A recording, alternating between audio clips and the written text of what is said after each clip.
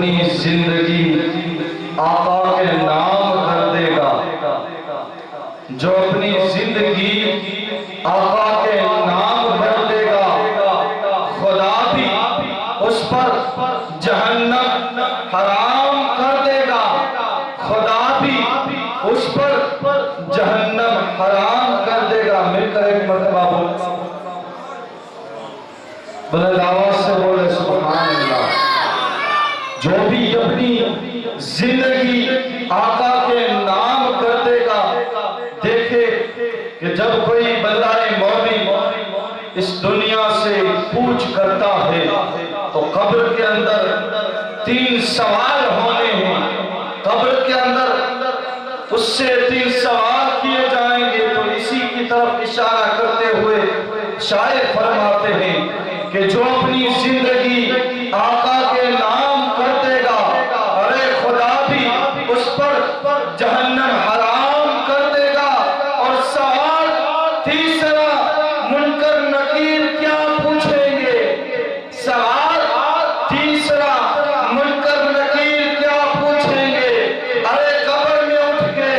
سنی سلام کر دے گا، قبر میں اٹھ کے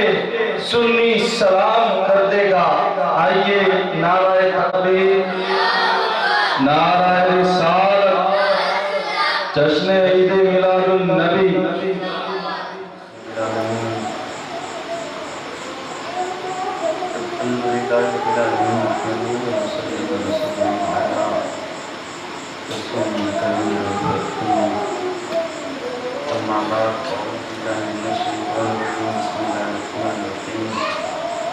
وقل جاء الحق وزهق الباطل إن الباطل كان زهوقا صدق اللہ مولانا العظیم۔ ایک مرتبہ آواز بلند درود پاک پڑھیے، اللہم صلی علی سیدنا مولانا محمد عدد محسن اللہ صلاة اللہ مطمئن دوام اللہ۔ اللہ تبارک و تعالیٰ کا فضل و کرم ہے کہ اس کی دی ہوئی توفیق سے مراد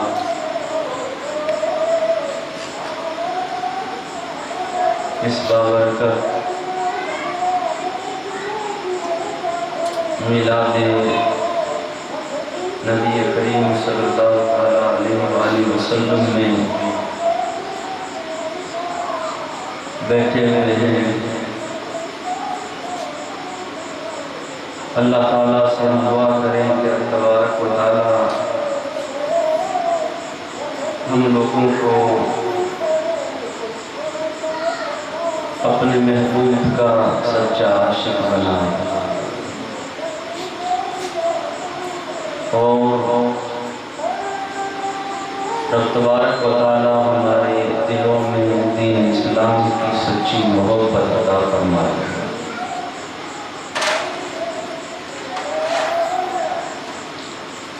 اس لیے کہ کل ہماری گفتگو بہت مختصر ہوئی،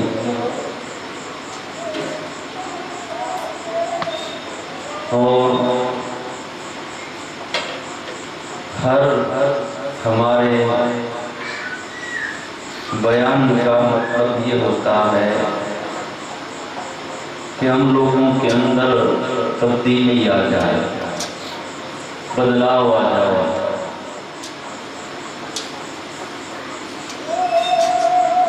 اس لیے کہ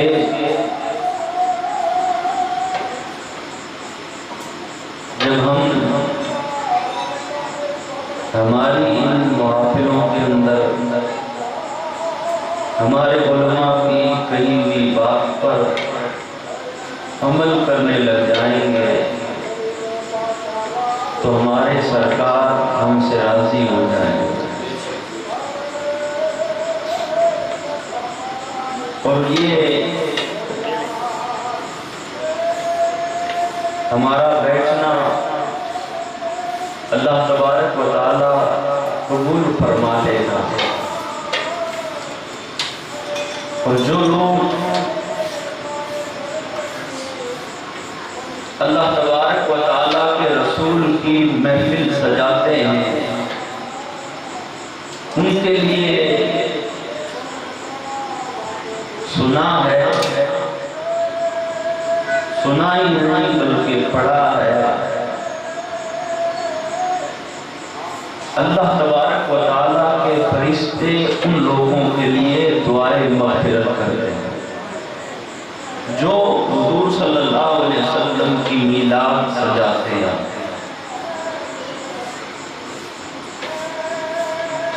کچھ لوگ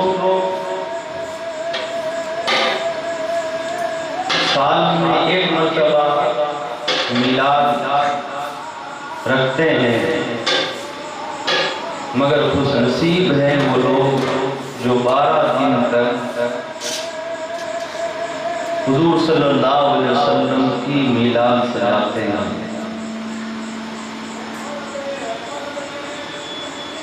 اور یہ محافل سجانا اور اس میں آنا یہ ہر ایک کا کام نہیں ہے، بلکہ جس کو سرکار سے، اپنے مشائخ سے، بزرگان دین سے محبت ہوتی ہے، وہ لوگ ان چیزوں کو شوق سے کرتے ہیں۔ اور یہ شوق ہی ان لوگوں کے لیے خیر و برکت کا باعث ہے۔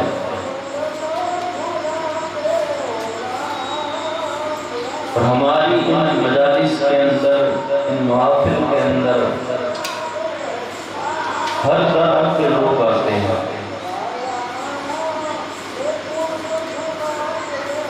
ہر سوچ لے کر آتے ہیں، ہر ایک دل میں بات لے کر آتے ہیں کہ ہم سرکار کی مجلس میں جا رہے ہیں اور حضور صلی اللہ علیہ وسلم کی مجلس میں، آپ کے میلاد میں جو لوگ پہنچتے ہیں اور جو حضور صلی اللہ علیہ وسلم کے عشق میں مچل کر نعت پاک سنتے ہیں، سرکار کی ہر ادا پر خوش ہوتے ہیں، تو ان پر رب تبارک و تعالیٰ کے فرشتے رحمتوں کی بارش فرماتے ہیں۔ کیوں؟ اس لیے کہ ہمارے سرکار تمام انبیاء کے امام ہیں، امام الانبیاء ہیں۔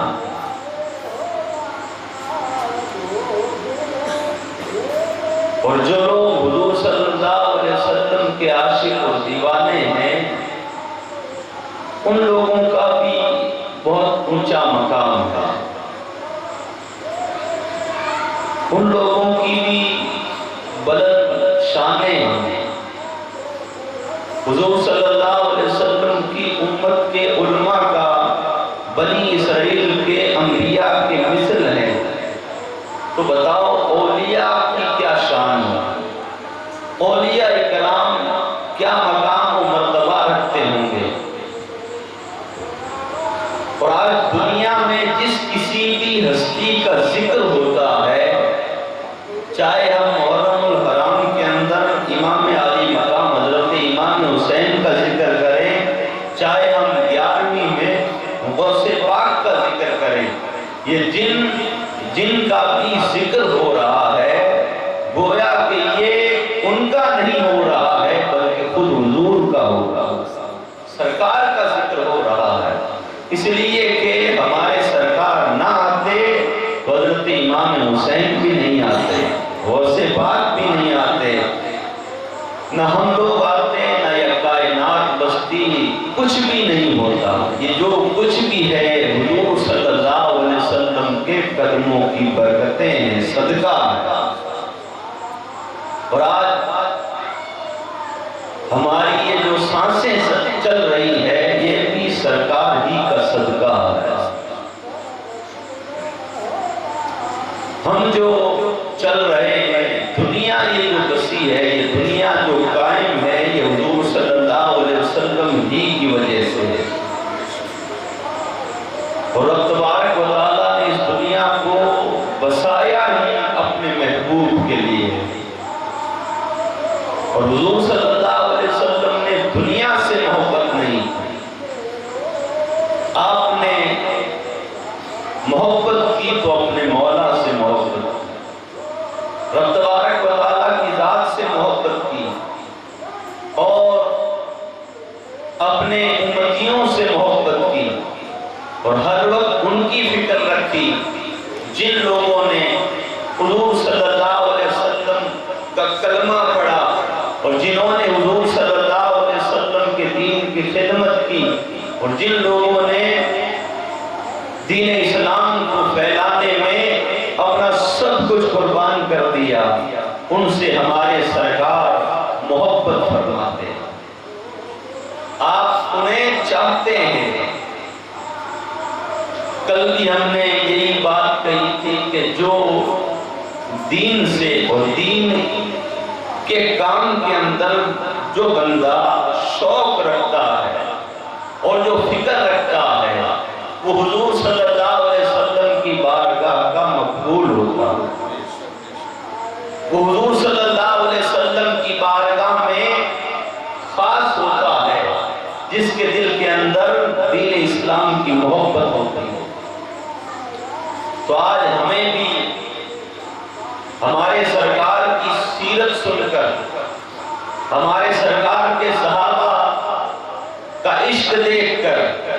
حضور صلی اللہ علیہ وسلم کے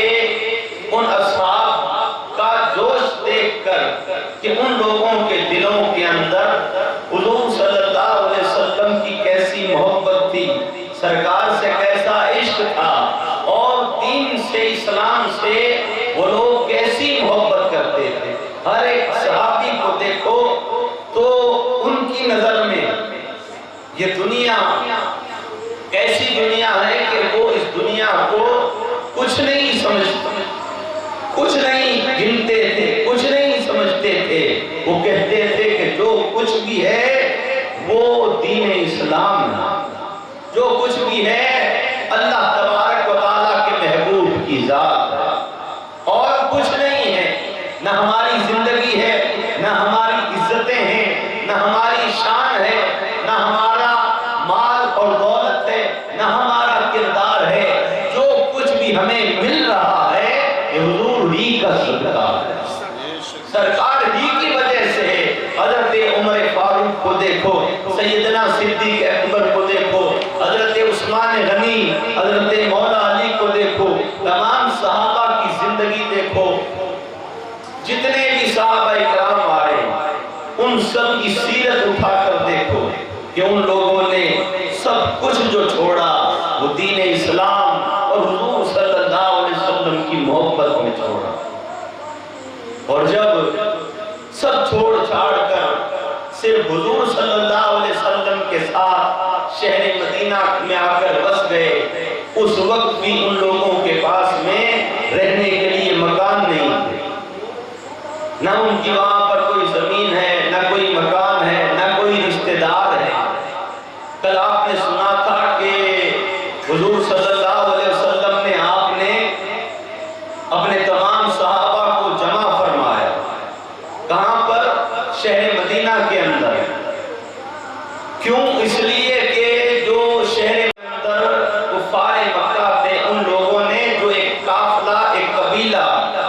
شہر مکہ کے باہر جو بستا تھا، ان لوگوں پر ان کفار مکہ نے ظلم کیا،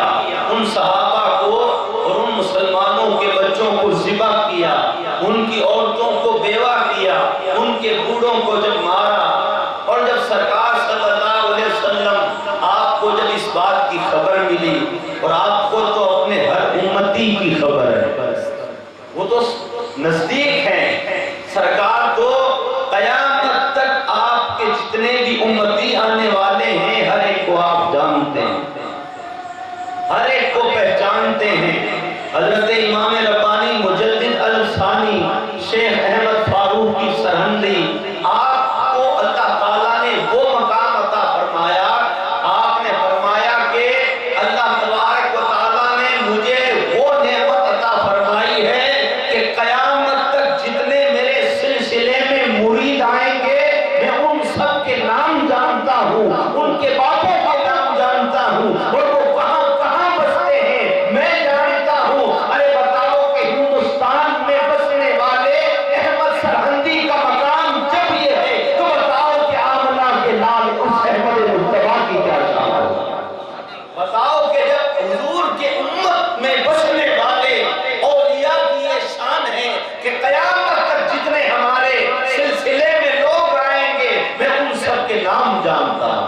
تو ہمارے سرکار کیوں نہیں نام جانتے ہیں؟ اپنے ہر امتی کو پہچانتے ہیں، اس کے دل میں کیا چل رہا ہے، زمانے میں کیا ہو رہا ہے۔ اور دنیا کے اندر کسی بدبخت نے بھی حضور صلی اللہ علیہ وسلم کی اگر گستاخی کی ہے تو سرکار اس کو بھی جانتے ہیں، اور گستاخی پر پہرا دینے والے، ناموس رسالت پر پہرا دینے والے ان تمام عاشقوں کو بھی سرکار پہچانتے ہیں، ان کو بھی جانتے ہیں۔ تو ہمیں کیوں نہیں جانتے؟ ہم پر سرکار کی نگاہ کرم ہے کہ آج ہمارے سینوں کے اندر دین ہے، اسلام ہے، اور سب سے بڑی بات کہ ایمان ہے۔ ایمان سے بڑی کوئی دولت نہیں۔ تو حضور صلی اللہ علیہ وسلم کو جب خبر ہوئی اور آپ نے خود نے شہر مدینہ والوں کو خبر دے دی، کہا کہ مکہ والوں نے مسلمانوں پر ظلم کیا، اور جو حدیبیہ کے مقام میں جو انہوں نے ایک معاہدہ لکھا تھا، جو تحریر لکھی تھی، جو شرائط لکھے تھے کہ ہم تمہارے کسی آدمی کو تکلیف نہیں دیں گے، نہ تم ہمارے کسی آدمی کو تکلیف دو گے، تو یہ بات جب طے ہو گئی، مگر ان لوگوں نے خود ہی کی لکھی ہوئی شرطوں کو توڑ دیا۔ تو حضور صلی اللہ علیہ وسلم آپ کو بہت دکھ ہوا، اور آپ کو کفار مکہ پر بہت جلال آیا، آپ بہت غصہ ہوئے، اور آپ نے حضرت ابوبکر صدیق کو، حضرت عمر فاروق کو، ان دو شیخین کو بلا کر آپ نے ان کے سامنے یہ بات رکھی، کہا کہ کفار مکہ نے ہمارے غلاموں کو، مسلمانوں کو ستایا ہے اور تکلیف دی ہے، اب کیا کیا جائے؟ حضرت سیدنا صدیق اکبر آپ نے عرض کی، یا رسول اللہ، وہاں پر آپ کا وہ وطن ہے، اور وہاں پر آپ کا خاندان بھی بستا ہے، آپ کے لوگ بھی رہتے ہیں، کچھ بات کے ذریعے سے کوئی بات واپس سے ہو جائے۔ اور اس کے بعد سرکار نے حضرت عمر سے کہا، عمر آپ کیا کہتے ہو؟ حضرت عمر نے کہا، یا رسول اللہ، کفار مکہ کا ظلم اب سر سے اوپر چڑھ چکا ہے، یا رسول اللہ، اب تو آپ کے ساتھ آپ کے اتنے صحابہ ہیں، آپ کے اتنے عاشق ہیں، یا رسول اللہ حکم دو، اور ہم شہر مکہ کی طرف آپ اپنے تمام اصحاب کو لے کر شہر مکہ کی طرف، اور ان کفار کے اوپر چڑھائی کر دو، اور انہیں بتا دو کہ تم نے ہمیں بہت ستایا ہے، ہمارے لوگوں کو بڑی تکلیفیں دی ہے، اب وقت اور آ گیا ہے، اب زمانہ اور آ گیا ہے، اس وقت تو ہماری تعداد کم تھی، مگر یا رسول اللہ، آپ کے غلاموں کی تعداد اب 10,000 12,000 کے قریب ہے، یا رسول اللہ، آپ بس اشارہ کرو، آپ کے تمام غلام شہر مکہ کی طرف روانہ ہو جائیں۔ تو سرکار کو حضرت عمر فاروق کی یہ بات پسند آئی، تب آپ نے وہ جو کل آپ نے بات سنی، آپ نے پہرا لگوا دیا، ناکہ بندی کروا دی، کہا کہ کوئی بھی مدینے سے باہر نہیں جائے، نہ کوئی اندر آئے۔ تو اس وقت ایک عورت وہ خط لے کر جا رہی تھی، سرکار نے حضرت مولا علی کو بھیج کر اس عورت سے وہ خط بھی منگوا لیا، اور آپ نے پڑھ بھی لیا، اور وہ خط ایک صحابی نے لکھا تھا، سرکار نے ان کو معاف کر دیا۔ اور اس کے بعد ادھر جو کفار مکہ کے اندر جو میٹنگ ہو رہی تھی، اس کے اندر انہوں نے ابو سفیان کو حضور صلی اللہ علیہ وسلم کی طرف بھیجا، تاکہ مسلمان اس بات پر کوئی واپس اس پر جوابی حملہ نہ کر دیں، اس لیے تم جاؤ تاکہ تمہیں پتہ چل جائے کہ وہاں مسلمان اور حضور صلی اللہ علیہ وسلم کیا کر رہے ہیں۔ حضرت ابو سفیان ابھی مسلمان نہیں ہوئے ہیں، وہ آ گئے، اور ان کی بیٹی حضرت ام حبیبہ، جن کے گھر کے اندر آپ سب سے پہلے آئے اور اپنی بیٹی سے ملے۔ کل آپ نے یہ سنا تھا کہ وہ بستر پر بیٹھ رہے تھے، سرکار کا بستر سمیٹ کر ام حبیبہ نے اوپر رکھ دیا اور کہا کہ بابا اب بیٹھ جاؤ۔ تو ابو سفیان اپنی بیٹی کا یہ کردار دیکھ کر، یہ عادت دیکھ کر وہ حیران ہوا، اور اس نے کہا کہ تو نے اپنے باپ کی بھی عزت نہیں کی، کیوں؟ ناراض ہو کر وہ وہاں سے چل پڑا اور جا کر حضرت ابوبکر صدیق کے پاس میں پہنچتا ہے، اور حضرت ابوبکر صدیق سے جا کر کہتے ہیں کہ اے ابوبکر، ہم پرانے دوست ہیں، ہم ایک ہی خاندان کے ہیں، اے ابوبکر میں محمد رسول اللہ کے پاس جانا چاہتا ہوں مگر میں ڈائریکٹ جا نہیں سکتا ہوں، تم میری سفارش کر دو، اس لیے کہ میں کفار مکہ کی طرف سے وہ تحریر لے کر آیا ہوں جو حدیبیہ کے مقام کے اندر انہوں نے لکھی تھی، اور اس کی میعاد جو ہے وہ بڑھا دی جائے۔ اے ابوبکر تم چلو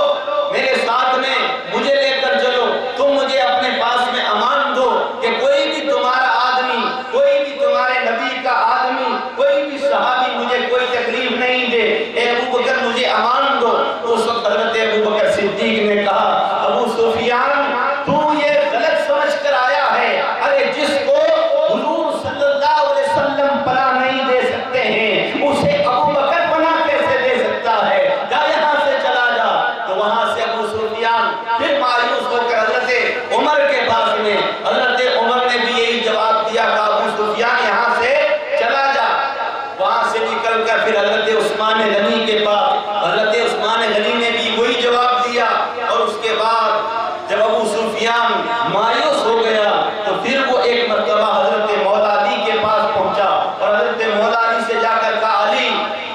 میں تیرا رشتہ دار ہوں، ہم پرانے یار ہیں، ہم ایک ہی گاؤں کے ایک ہی شہر کے رہنے والے ہیں، اے علی ابوبکر نے مجھے یوں کہہ دیا، عمر نے یوں کہہ دیا، عثمان نے یوں کہہ دیا، اے علی اب کوئی راستہ بتا۔ حضرت مولا علی نے مسکرا کر کہا ابو سفیان ادھر ادھر بھٹکتا مت پھر، ارے عاجزی لے کر، سادگی لے کر، خود کو نیچا لے کر سرکار کی بارگاہ میں چلا جا، اگر اکڑ کر جائے گا تو وہاں سے مار کھا کر بھاگے گا، وہاں سرکار کی بارگاہ ہے، وہاں جھک کر چلا جا، حضور تجھے قبول کر لے گا، وہاں تو خود ہی چلا جا، ادھر ادھر بھٹکنے سے کیا فائدہ ہے، تو وہاں عاجزی لے کر جا، سرکار تیری بات کو سن لے۔ تو حضرت مولا علی نے جب یہ بات کہی تو وہ ایک دم سے وہ کفار کے اندر جو اکڑ ہوتی ہے، اور وہ اکڑ کیا ہے، وہ جھوٹی اکڑ ہے، آج بھی اکڑ ہی چل رہی ہے، مسلمانوں کے اندر عاجزی ہے، اور سرکار صلی اللہ علیہ وسلم کو بھی عاجزی پسند ہے۔ گھمنڈ یہ نہ رب تبارک و تعالیٰ کو پسند ہے نہ اللہ کے رسول کو پسند ہے، اور جو کرتے ہیں وہ بھی حضور صلی اللہ علیہ وسلم کو وہ لوگ بھی پسند ہیں۔ کفار کے اندر گھمنڈ، مگر ابو سفیان بڑی عاجزی لے کر حضور صلی اللہ علیہ وسلم کی بارگاہ میں پہنچا، اور سرکار صلی اللہ علیہ وسلم آپ نے پہچان لیا کہ یہ کیوں آیا، اور اس نے لے جا کر وہی کاغذ سرکار صلی اللہ علیہ وسلم کے ہاتھ میں دے کر کہتا ہے یہ کفار مکہ نے مجھے بھیجا ہے، اور یہ تمہارے ہاتھ کی لکھی ہوئی تحریر ہے، اور کفار مکہ کے بڑے بڑے سرداروں نے کہا ہے اے محمد صلی اللہ علیہ وسلم ہم تو اپنی بات پر قائم ہیں، ہم تو اپنی بات پر قائم ہیں، تمہارا پتہ نہیں ہے، اس لیے کہ وہ سمجھ رہے تھے کہ سرکار کو ابھی پتہ نہیں چلا ہے جو ہم نے مکہ کے اندر مسلمانوں کو مارا، پہلے ہی سرکار اس کی میعاد، اس کی جو سال یا مہینہ جو گنتی ہے معاہدے کی اس کو اور بڑھاتے، مگر سرکار کو تو پتہ چل گیا، اور کیوں نہیں پتہ چلے، سرکار صلی اللہ علیہ وسلم نے وہ تحریر کیونکہ آپ ہی کی لکھی ہوئی تھی، آپ نے کہا کہ ابو سفیان اس کو لے کر واپس چلا جا، تو ابو سفیان سمجھ گیا سرکار صلی اللہ علیہ وسلم کے جلال سے، کہا کہ شاید انہیں پتہ چل گیا ہے جو ہم نے مکہ میں کیا۔ ابو سفیان نے پھر جاتے جاتے کہا کہ اے محمد صلی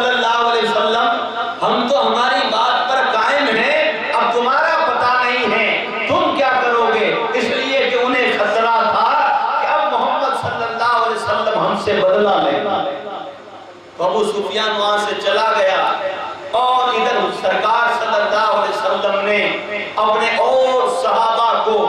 جو دور شہر مدینہ سے دور گاؤں میں بستے تھے ان سب کو بھی شہر مدینہ کے اندر بلا لیا گیا، اور جب تمام صحابہ جمع ہو گئے تو ان سب کی تعداد تاریخ کی کتابوں میں 10,000 بتائی جاتی ہے، اسی میں 12,000 بتائی جاتی ہے۔ جب اتنی تعداد صحابہ کرام کی ہو گئی، سرکار صلی اللہ علیہ وسلم نے اپنے ہر ایک غلام کو دیکھا، اپنے ہر ایک صحابی کو دیکھا کہ ان کا لباس بھی ہم لوہے کا لباس ہے، ہر ایک سواری ہے، کسی کے پاس میں اونٹ ہے، کسی کے پاس میں گھوڑا ہے، اور اس قدر وہ شان و شوکت کے ساتھ سرکار صلی اللہ علیہ وسلم کا قافلہ، آپ کا وہ لشکر اور آپ کے وہ دیوانے، تمام صحابہ کرام۔ اب بتاؤ کہ وہ وقت اور تھا جب 313 تھے، اب 10,000 کا یہ لشکر ہو چکا ہے، اور اس کے بعد جب شہر مدینہ سے باہر سرکار صلی اللہ علیہ وسلم کا یہ لشکر جب نکلا، صحابہ کرام جب نکلے، حضور صلی اللہ علیہ وسلم کے جب یہ غلام نکلے، اس انداز سے نکل رہے ہیں، ہزار ہزار کی سرکار نے الگ الگ ٹولی بنا دی ہے، ہزار ہزار الگ کر دیے گئے ہیں، کسی کا جھنڈا حضرت عباس نے اٹھا رکھا ہے، کسی کا جھنڈا حضرت مولا علی نے اٹھا رکھا ہے، کسی کا جھنڈا حضرت خالد بن ولید نے اٹھا رکھا ہے، اور اس شان کے ساتھ میں حضور صلی اللہ علیہ وسلم کے وہ غلام 10,000 کے ساتھ میں اس شہر مدینہ سے نکل کر جہاں سے اترتے ہیں، جو لوگ دیکھتے ہیں حیران رہ جاتے ہیں کہ یہ کس بادشاہ کا لشکر ہے جو اس شان سے جا رہا ہے، آج تک ہم نے اتنا بڑا لشکر نہیں دیکھا ہے۔ اس قدر حضور صلی اللہ علیہ وسلم کے تمام صحابہ کا یہ قافلہ شہر مکہ کی طرف بڑھتا چلا جا رہا ہے، اور راستے میں حضور صلی اللہ علیہ وسلم کی نگاہ ایک کتیا پر پڑی، کتی جو اپنے بچوں کو دودھ پلا رہی تھی۔ حضور صلی اللہ علیہ وسلم نے اپنے ایک صحابی کو حکم دیا، کہا کہ اس کتی کے پاس میں کھڑے ہو جاؤ، کہ ہمارا جو لشکر ہے، ہمارے صحابہ کا یہ جو لشکر ہے، کہیں یہ انہیں تکلیف نہ دے دے، اونٹوں سے یہ بچے کچلے نہ جائیں، ان کی حفاظت کے لیے تو کھڑا ہو جا، جب تک 10,000 یہاں سے نہیں نکل جاتے ہیں تو یہاں پر کھڑا رہے۔ تو وہ صحابی وہاں پر کھڑے رہے۔ حضور صلی اللہ علیہ وسلم نے فرمایا، میں جنگ کرنے کے لیے جا رہا ہوں، ظلم کرنے کے لیے نہیں جا رہا ہوں۔ سرکار نے بتا دیا کہ ہم لڑائی کرنے تو جا رہے ہیں مگر کسی اور مخلوق پر ظلم کرنے نہیں جا رہے ہیں۔ آج دنیا میں دیکھا جاتا ہے، اگر کسی دوسرے کی آپس میں اگر لڑائی ہوتی ہے تو ساتھ میں دوسروں کو بھی لے لیا جاتا ہے، دوسروں کو بھی مار دیا جاتا ہے، مگر حضور صلی اللہ علیہ وسلم کی شان تو دیکھو کہ آپ کس قدر اپنے صحابہ کو حکم دیتے ہیں کہ کسی جانور کو تکلیف نہ ہو جائے، کسی اور مخلوق کو تکلیف نہیں ہو جائے۔ اس طریقے سے وہ قافلہ اور وہ لشکر حضور صلی اللہ علیہ وسلم کا شہر مکہ کے قریب ابھی پہنچا نہیں ہے، اس سے پہلے واپس ابو سفیان نے پیغام شہر مکہ کے اندر دے دیا تھا۔ واپس کافروں نے ابو سفیان سے کہا کہ تم واپس جاؤ اور واپس جا کر دیکھو کہ وہ کیا کر رہے ہیں۔ جس وقت ابو سفیان واپس شہر مکہ سے نکلا تو اس نے اچانک سے دیکھا اتنا بڑا ایک لشکر اس کے سامنے ابھی شہر مکہ سے 10 میل کی دوری پر ہے۔ ابو سفیان یہ دیکھ کر حیران ہو گیا، اس کی سانسیں رکنے لگی، اور حیرانی سے جب وہ اس قافلے کے قریب آیا تو سب سے پہلے اس کی ملاقات حضرت عباس سے ہوئی۔ سرکار صلی اللہ علیہ وسلم کے آپ چچا ہیں۔ حضرت عباس نے کہا ابو سفیان کدھر جا رہا ہے؟ اب ابو سفیان کچھ بول ہی نہیں سکتا، وہ حیران ہو گیا، اور سرکار صلی اللہ علیہ وسلم نے اپنے تمام صحابہ کو حکم دے دیا، کہا کہ شہر مکہ کے اندر رات کے وقت ہمیں پہنچنا ہے، اور شہر مکہ سے 1 میل کی دوری پر آ کر ہمیں اپنے خیمے لگا لینے ہیں رات کے وقت۔ اور سرکار نے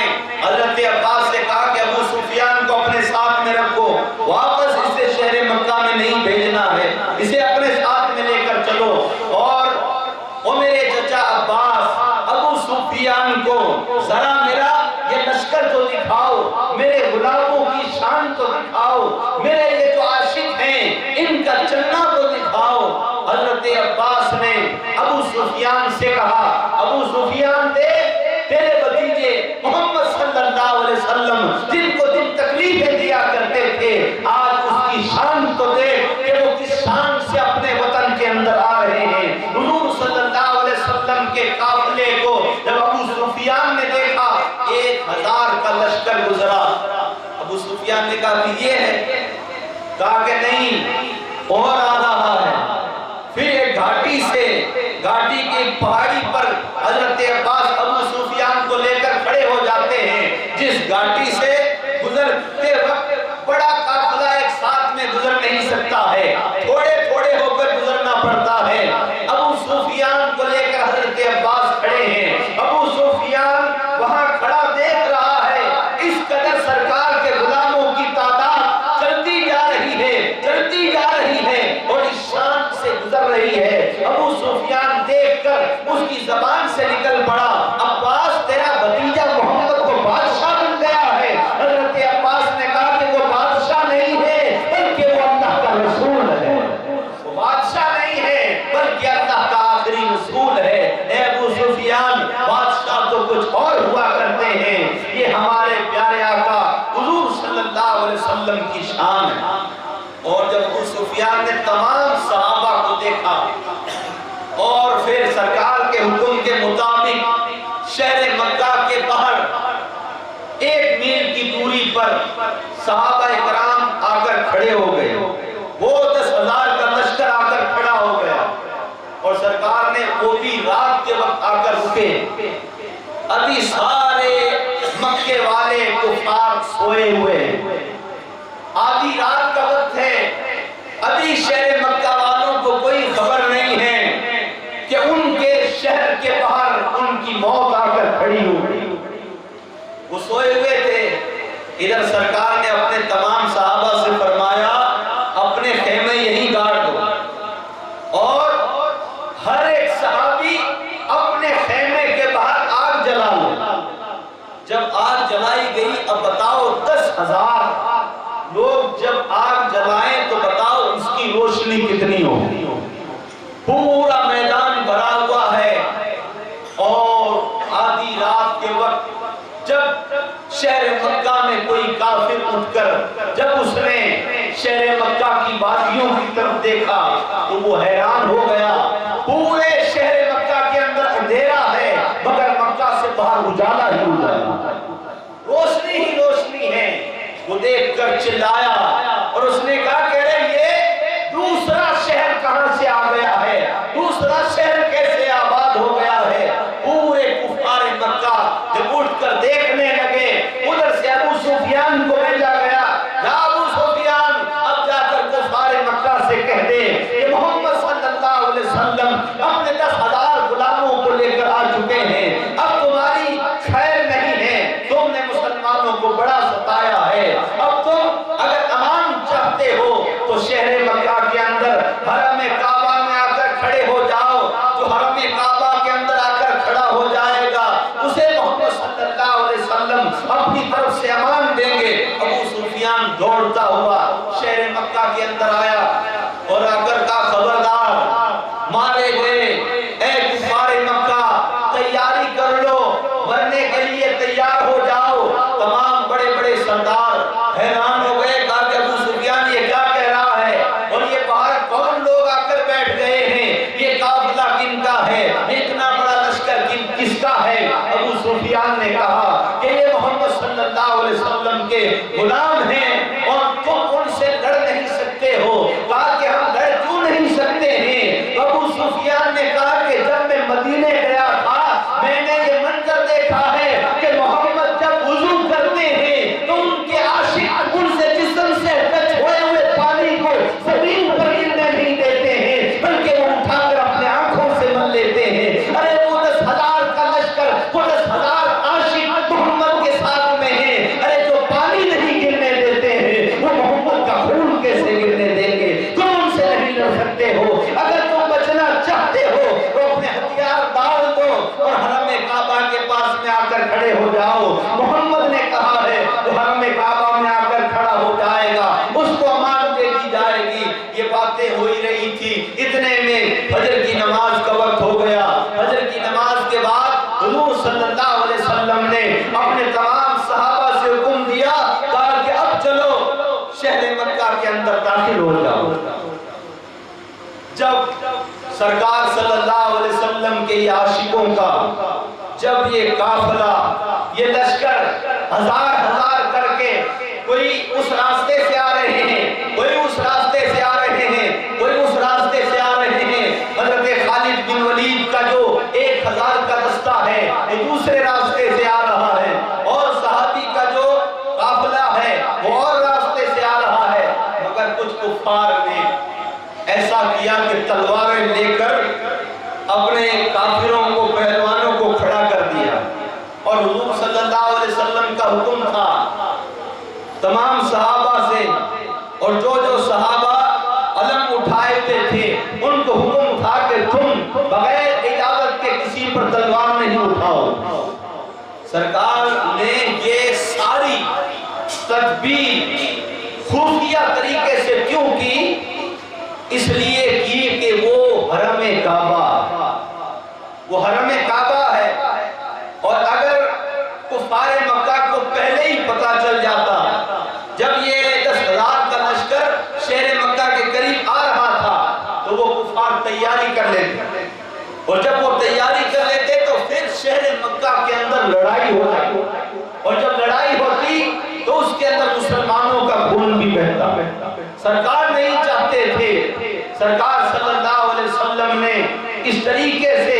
شہر مکہ کے اندر آپ داخل ہو گئے، اور جب آپ صبح کے وقت جب اجالا چھا گیا، آپ کے تمام صحابہ اب شہر مکہ کی گلیوں سے ہوتے ہوئے اس شان کے ساتھ میں جب شہر مکہ اور حرم کعبہ کے قریب جب آنے لگے، تمام کفار اپنے دروازوں پر کھڑے کانپنے لگ گئے تھے، اور انہوں نے کہا کہ دیکھو